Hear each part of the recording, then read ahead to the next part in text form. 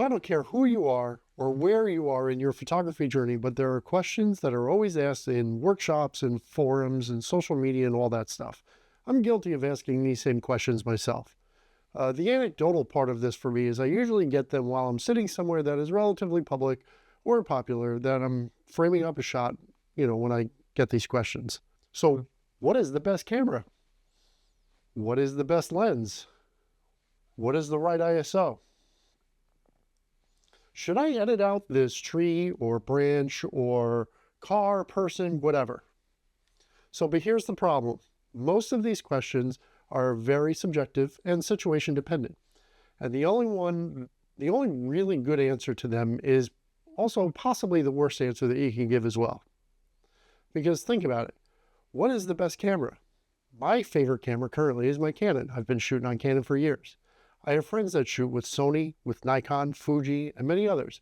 And I bet if I were to ask any one of them which of their cameras is the best, I bet every single one of them would say that it's theirs. And this is why the worst possible answer to these are also the best possible answer to these questions. This is, of course, usually an opener for me to start prattling on about something in order to muddle together some sort of coherent answer instead of going, I don't know.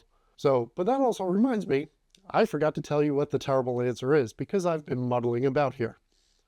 The terrible answer is, it depends. Why is this the actual worst answer in the world while being the best answer at the same time? Pretty simple. To me, being asked these kind of questions show me that there is more than just a passing interest in photography and that there is at least a thought process behind it. I think when you get to the point where you start asking questions about gear, about settings, about composition, to me, it's a sign that you're starting to dive deeper into the craft. If you're looking to make informed decisions that will bring your vision to life, you're going to ask these kind of questions.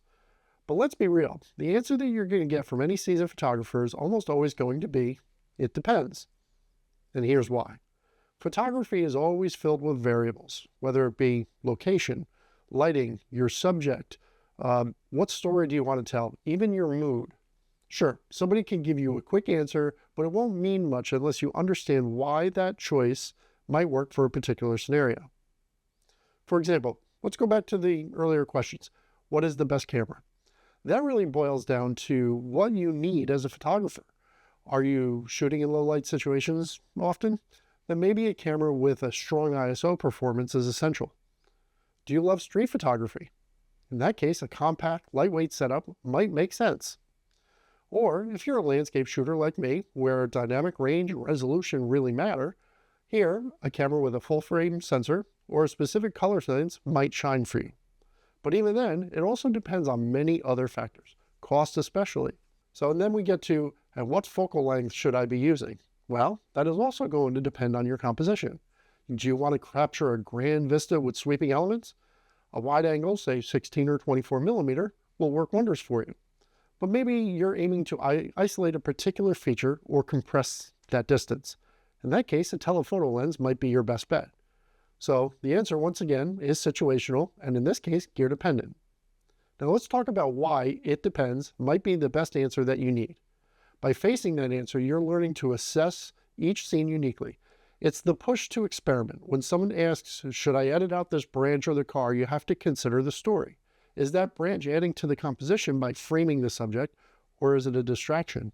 Does that car add context to your scene, or does it show motion, or does it just clutter it up? Learning photography is about learning to ask better questions. Instead of what's the best focal length here, you could ask, what do I want my viewers to focus on in this frame? These nuanced type questions will lead you to creative choices rather than just relying on technical defaults. For example, you guys have seen my photo in Harriman State Park in New York at sunset at one of the most popular trees in the whole park, right? I was there, wanted to take a wide-angle sunset, and was waiting out the light when the whole sunset just went flat on me. Sunset itself turned out to be a nothing event, so I decided to wait a little bit, change my lens to be a little less wide-angle, and see what happened after the sun had completely set. Without that little bit of patience and a little bit of all that it depends type approach on what settings or lens I should be using, I may not have captured this photo. So here's a great way to bring it all home. Let's lay out the why of it depends can be your best friend in photography and break it into a few actionable points for you. So number one, it fosters creativity.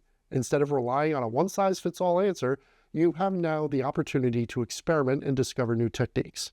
Number two, it empowers you to make decisions. There's no magic formula in photography. Ultimately, you're in control of the creative process.